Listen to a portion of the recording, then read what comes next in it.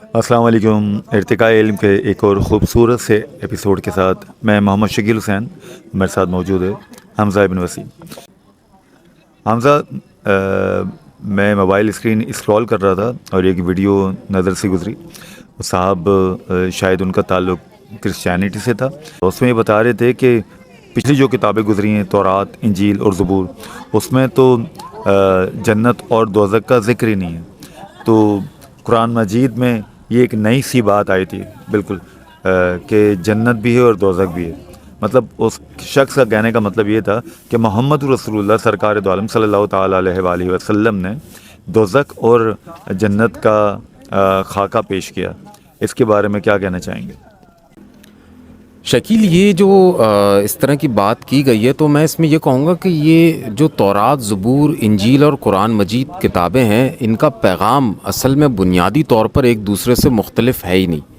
یہ اللہ تعالیٰ کا کلام ہے۔ یہ چاروں کتابوں کی اگر ہم تذکیر کریں، اور پھر اس کے علاوہ بھی مصحف ابراہیمی بھی موجود ہے، اس کا بھی تذکرہ مل جاتا ہے تاریخ کی روشنی میں۔ اگر چیزوں کو دیکھا جائے تو ان کتابوں کا پیغام یکساں تھا۔ اب اگر کوئی یہ بولے کہ جنت اور دوزخ کا ذکر قرآن مجید میں محمد صلی اللہ علیہ وسلم نے پیش کیا ہے، تو اس میں یہ کہنا چاہوں گا کہ اس چیزوں کو اس طرح سے اور اس پس منظر میں بھی دیکھنا چاہیے کہ تورات، زبور اور انجیل میں ایسا تو نہیں کہ جنت اور جہنم کا ذکر کسی اور لفظوں میں کیا گیا ہو، کیونکہ ہر زبان جو ہے، مطلب میں اس وقت یہ بحث تو کروں گا ہی نہیں کہ ہے ذکر ہے یا نہیں ہے۔ سب سے پہلے تو ہم کو یہ سمجھ لینا چاہیے، یہ بہت ضروری ہے کہ قرآن مجید جو ہے عربی زبان میں جو ہے ہمارے سامنے آتا ہے اور نازل ہوتا ہے۔ اسی طرح سے تورات کے لیے جو ہے عبرانی زبان جو ہے وہ مقبول مانی گئی، یہ اس میں آئی ہے۔ انجیل بھی جو ہے وہ بنی اسرائیل سے خطاب کرتی ہے۔ تو ہم کو دیکھنا اس طرح سے پڑے گا کہ جو الفاظ کا انتخاب ہے وہ کیسے ہے۔ یعنی اگر میں تو وید یا ہندوؤں کا لٹریچر بھی اٹھاؤں تو اس میں بھی سورگ اور نرک کے نام سے جو ہے جنت اور جہنم کا تصور ہی مل جاتا ہے۔ تو چیزوں کو اس زاویے سے بھی دیکھنا چاہیے کہ ایسا تو نہیں کہ کسی اور لفظوں کا انتخاب کیا گیا ہو اور بات وہی کی گئی ہو، ورنہ بالکل منوان اگر لفظوں کو اٹھا کے بات کی جائے گی تو پھر جو ہے ہو سکتا ہے ہم صحیح نتیجے تک نہیں پہنچ پائیں گے۔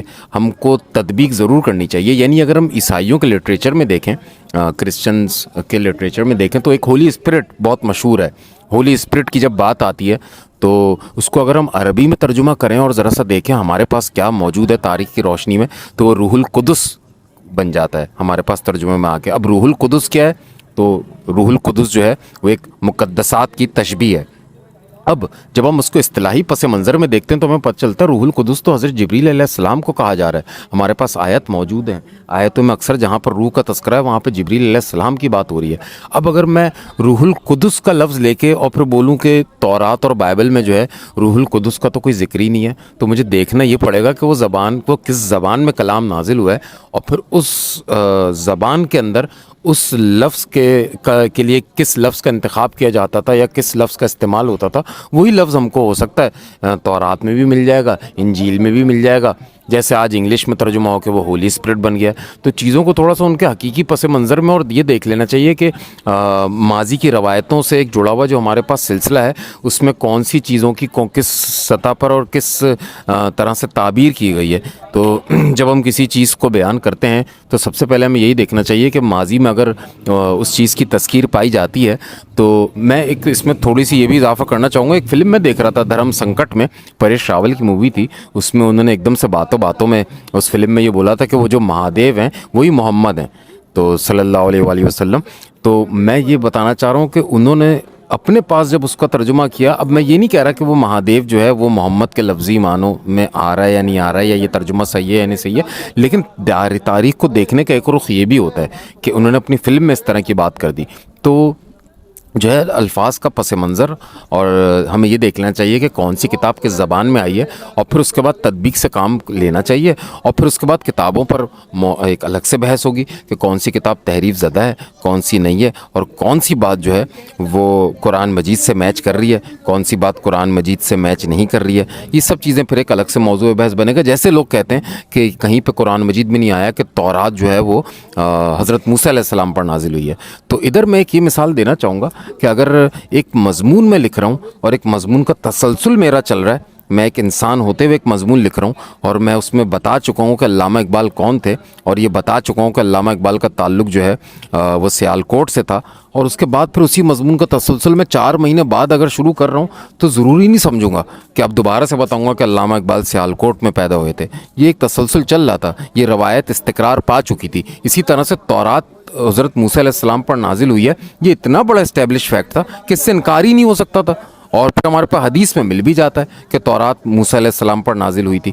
لیکن چلے اگر ہم منکرین حدیث کی بات کرتے ہیں تو وہ اگر قرآن مجید سے یہ دلیل مانگیں گے تو قرآن مجید میں اگر ہم اس کو پڑھیں تو تورات کا موسیٰ علیہ السلام پر نازل ہونا نہیں ملتا ہے. لیکن یہ اتنا بڑی روایت تھی, اتنا بڑا اسٹیبلش فیکٹ تھا کہ قرآن مجید میں ضروری نہیں تھا کہ اس بات کی نشاندہی کی جائے. تو میں اس طرح سے یہ جو جنت اور جہنم کی بات کی گئی کہ وہ قرآن مجید اس کا فلسفہ پیش کر رہا ہے, تو ایسی بات نہیں ہے. جنت اور جہنم کا فلسفہ, جنت اور جہنم کی حقیقت اور اس پر بات اور اس کا خیال ہر انسان کے دل میں ہمیشہ سے ہی موجود ہے. ہندوؤں میں اپنے حساب سے موجود ہے, جو ہمارے یہود ہیں ان کے اندر اپنے حساب سے موجود ہے, وہ اپنی اینک سے چیزوں کو دیکھتے ہیں. تو یہ تصور جنت اور جہنم کا اجتماعی طور پر ہر قوم میں اور ہر مذہب میں نظر آتا ہی ہے زیادہ تر نا. تو ایسے کوئی مذہب ہی ہوگا جو جنت اور جہنم کے کانسیپٹ سے خالی ہو, لیکن وہ کوئی مقبول مذہب نہیں مانا جاتا ہے. بہت شکریہ حمزہ, بہت ہی خوبصورت طریقے سے آپ نے اس موضوع پہ بات کی. اسی کے ساتھ ارتقاء علم کے اس ایپیسوڈ کا اختتام ہوتا ہے. اگلے ایپیسوڈ میں پھر سے ملیں گے انشاءاللہ تعالی. جب تک کے لیے السلام علیکم.